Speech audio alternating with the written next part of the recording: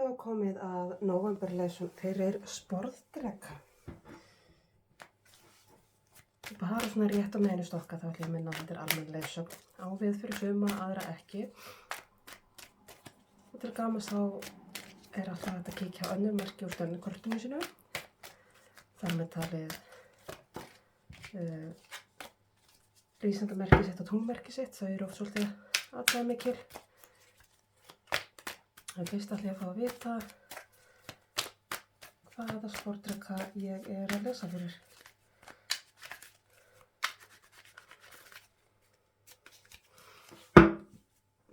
Kæri sporðdreki, þú ert að takast á eitthvað nýtt verkefni. Þetta er eitthvað sem að þú ert búin að vera aðeins að grúska í og stúdera og kynna þér og læra eitthvað um. Og núna ertu að takast á svona svolítið stærra verkefni í þessari grein að þú hefur gert áður.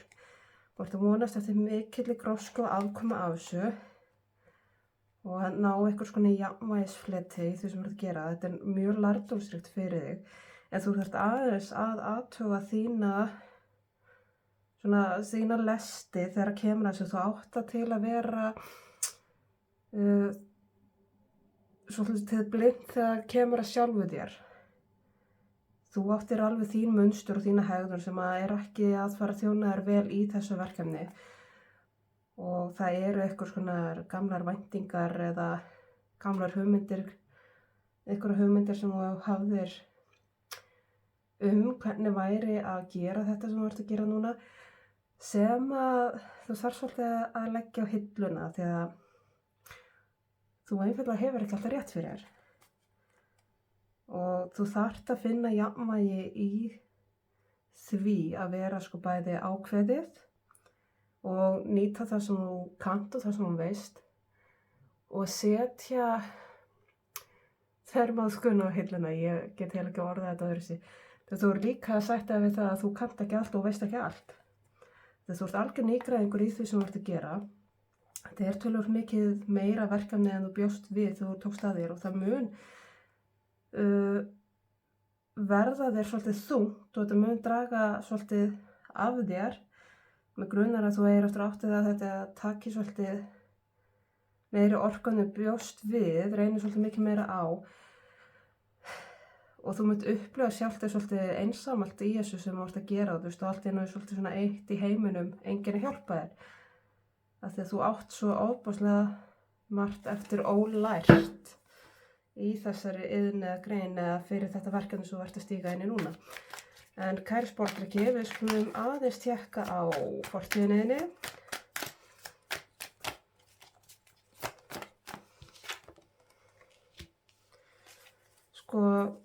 Í fortíðinni þá, í ljósi þess að þú ert að fara inn í þetta verkefni, fortíðinni þá hefur alltaf verið með ofboðslega stuðning í svona verkefnum, líka þegar að þér hefur fundist eins og þú sért með alla ábyrgðina á þínum herðum. Þá hefur það samt alltaf verið með rosalega stuðning. Það er kannski það sem að þú ert alltaf að upplifa að sé ekki til staðar núna. Við skulum kíkja hér í núið. Eins og ég segi, þetta er mjög lærdómsríkt fyrir þig og þú ert svona smá saman að átta þig á að það er alveg stórt spil sem þarf að brúa frá því að vera lærlingur og meistari. Við skulum segja það þannig. Að þú ert búið að vera að kynna þér kannski þetta fag eða þessa iðn eða þetta sem þú ert að gera, þetta verkefni. Búið að vera að svona ná þér í einhverju reynslu og þekkingu hvað það varðar. En núna ertu að átta á því að þú átt margt ólært. Eins og ég segi, það er stórt bil á milli þess að vera lærlingur og að vera meistari. Og þú ert ennþá lærlingur. Það er bara þannig. Það er nefnilega það.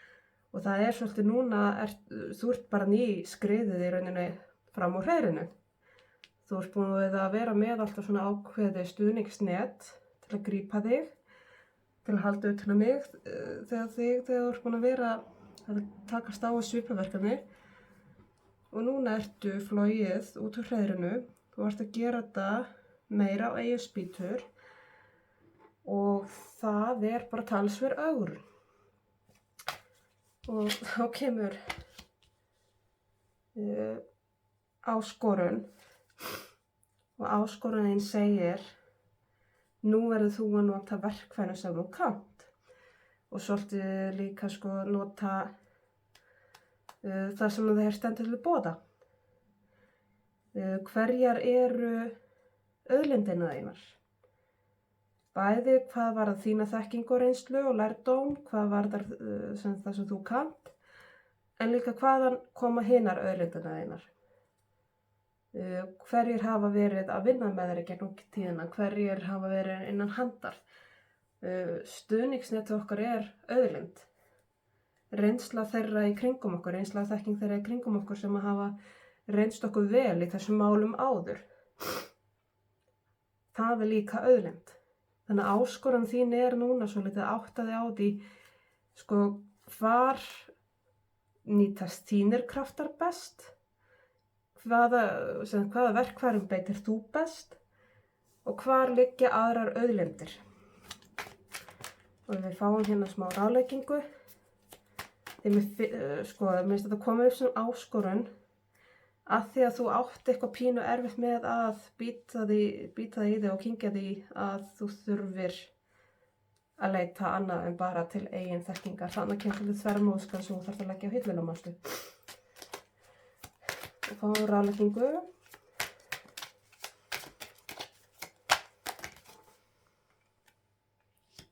Mundu að þú ert nýhafið. Þú ert nýbyrjað á þessari vegferð, í þessari grein, í þessu fagi, í þessu verkefni, í þessu lærdóm, hvað sem það er. Þú ert að stíga þín fyrstu skref. Þú ert nýgræðingurinn. Mundu það. Mundu að reynsluleysið þitt getur verið hamlandi ef þú lætur það vera. Ef þú ert ekki vakandi yfir öðrum auðlindum, ef þú ert ekki vakandi yfir hversu langt þú átt eftir að fara, hversu mikið þú átt eftir að læra. Þannig kemur aftur þvermóðskan sem þyrfti eiginlega að fara á hilluna. Þessi ossa trúum að þetta bara bjargist og reddist af því að þú bara getur þetta. Ég er ekki að segja að þú getur það ekki, en hins vegar það sem er verið að ráðleggja er að nota verkfærin sem er til staðar. Er að nota þína þekkingu þar sem að hún reynist best, en hins vegar að við hafa vit af því að sumstaðar þá ert þú kannski ekki besti bólurinn. Þetta er svolítið, þú veist, áminningin er líka hér svolítið að ekki eyða þínum kröftum í öll verkefnin, líka þar sem þú ert ekki góð í eða gott í. Það eru einhver hlutar af þessu sem að þú ert kannski ekki mesti bólurinn til þess að vera að takast á við í vissum verkefnum. Og þá væri meira vit í því að outsourca því á einhvern annan, að biðja um hjálp, að biðja um aðstoð, einhverja þeim að hafa reynsluðan, sem hafa þekkinguna. Ég hef það tilfinningu að þú sér búið að bíta í þig að þú verður að gera þetta allt saman sjálft. Og hvert eitt og einast atriði. Og það verður alltaf að vera nákvæmlega eins og þú ættir þér að gera til þess að sanna það að þú getur það. En málið er að viskan segir hvenær er best að hringja eftir hjálp. Það er svolítið þar. Það er svolítið áminningu um það hjá þér.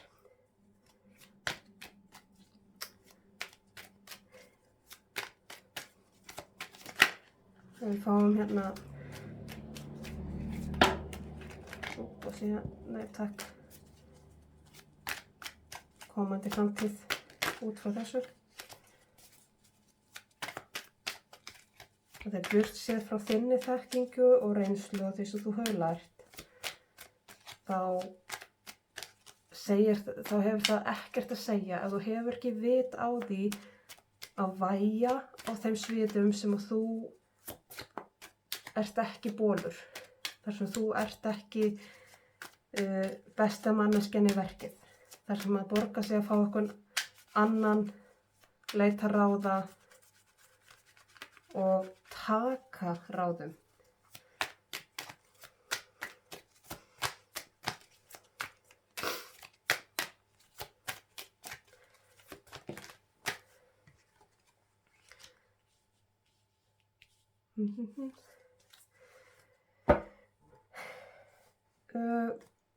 Það kemur svolítið hér að aftur þessi áminning að sko þetta er rosa mikið sem þú ert að gera, þú ert að taka mjög mikið á þig. Og ef að þú vægir ekki, þá munt þú sjálft kúvendast. Og það sem þú ert að gera mun kúvendast. Þetta er svolítið sko flugvélin sem að fer of geyst af stað beint upp í loftið. Hún á í mikilli hættu á að fara á bakið og brotlenda. Og það er svolítið þannig þegar, þú veist, og sérstaklega eins og með þetta, þar sem þú ert með frekar svona nýlega þekkingu og nýlega reynslu og ætlar að nýta það af öllum krafti, af offorsi í verkefni sem er stærra en þín reynsla, þekking og geta ræður við fyrir þig eitt og sjálft. Það var bara mjög góðar líkur á því að þú brotlendir. Þess vegna er svo nauðsynlegt að hafa vit á því hvernig maður beitir verkfærinu sínum og hvenær það borgar sig að fá aðstoð og gefa sig í það að, þú veist, sætta sig við það að maður kann ekki, veit ekki, getur ekki alltaf best. Fáum örlitla innsýn hér inn.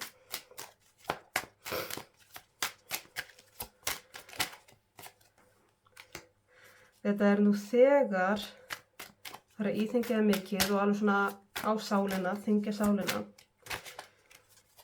Þú ert þegar farið að upplifa þig kannski svolítið lost með þetta, þó að þú sýnir það kannski ekki á yfirborðinu.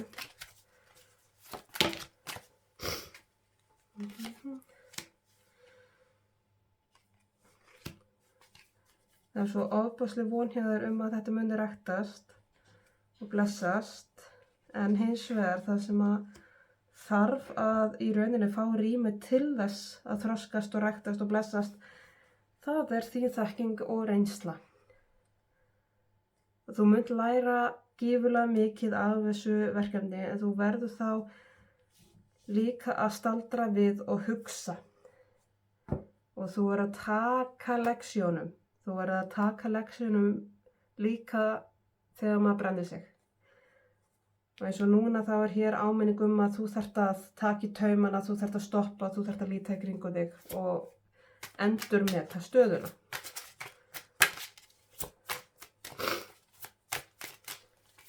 Svo ég sagði, það er stórt bil á milli lærlings og meistara og þú ert bara rétt byrjað að læra.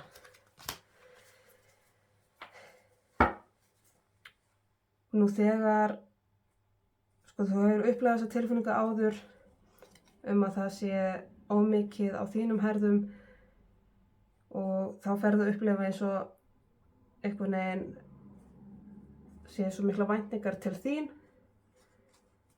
Það ferður ekkert rosalega vel og þetta er náttúrulega líka blandast við væntingarnar sem þú gerir til sjálfsins. Og þetta verður mikil pressa og þetta er eitthvað sem að þú hefur alveg brennt þig aðeins á áður, að ætla að gera allt sjálft og finna svo að þú ert einhvern veginn aleitt með alla byrðinar. En þú átt hauk í þínu horni, þú átt þína vini og félaga sem geta aðstofað þig, en þá verður þú að leita eftir aðstöðunni. Þú verður að átta þig á því að þú ert ekki bólur í að takast á þetta allt. Þetta er of mikil byrði fyrir þig eitt og þú verður að leita til þeirra sem að geta aðstofað þig og taka aðstoðinni hvernig sem hún býðst. Það þýðir líka að þegar að ykkur sem kemur inn og hjálpa þér og segir, heyrðu, ég þarf að leiðrétta hérna eitthvað sem að þú gerðir og er ekki alveg 100% rétt eða passar ekki, að þá dugir ekki að móðgast eða fara í fílu. Heldur verður líka áttið á því að þú ert nú þegar kannski búið að gera einhverja villur í þessu verkefni sem þú sérð ekki. Og þú verður svolítið að takast á við þínar villur í þessu, þínar byrjandavillur.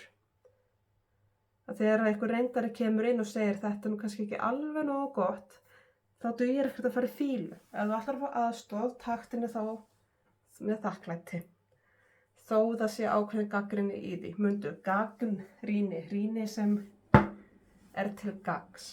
Þetta er ekki rýni til þess að gera lítið, þetta er rýni til að gera gagn. Ég ætla að taka svona heim og saman með innspilu úr Lightworker Oracle-stokkinum. Það er hérna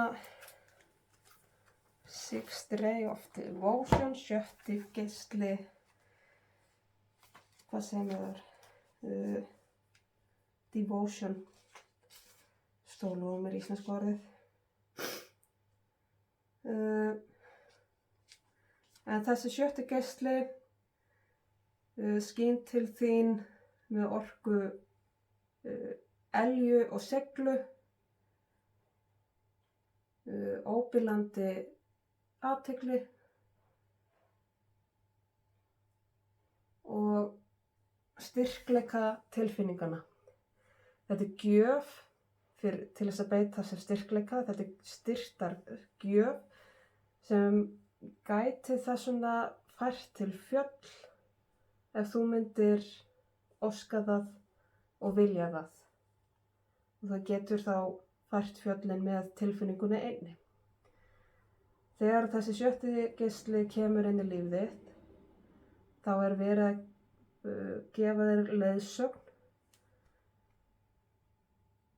eða þá leiðsögn að ef þú ert að upplifa eins og að ekkert sé að ganga upp, mundu þá að trúin þín getur flutt fjöll. Og þetta fjallar mikið kærleiksorkuna, hvernig hún getur gert ótrúlegustu hluti.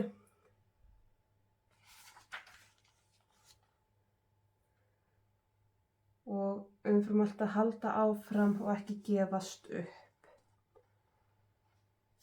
Og það er hér minnst á líka að einmitt þegar upplifun er svo að maður ráð ekki við, að þegar ábyrgðin er orðin of mikil og manni finnst maður að hafa einhvern veginn allan heiminn á herðum sér, að ekki gefast upp og sækja þá í kærleiksorkuna, í tilfinninguna sínar, og það er verið að gefa þér hérna smá auka elju og seglu. Skulum fá hérna 1 íhugunarblóm líka til að loka. Það er hér fæðing. Þetta verkefni sem að þú ert að vinna að núna, það er að fæðast. Og má segja að þú sért að ganga með þetta er svolítið barnið þitt, þetta verkefni.